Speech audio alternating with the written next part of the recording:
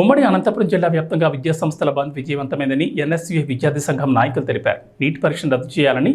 NTA సంస్థను రద్దు చేయాలని, కేంద్ర విద్యాశాఖ మంత్రి రాజీనామా చేయాలని, ప్రభుత్వ పాఠశాలల మూసివేతను ఆపాలని, విద్యార్థి సంఘాల నాయకులపై అక్రమ కేసులు, నిర్బంధాలపై దేశవ్యాప్తంగా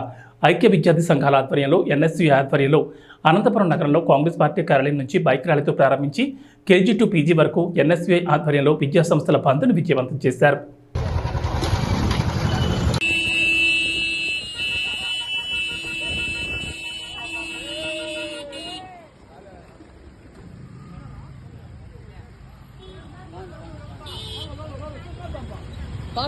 పానా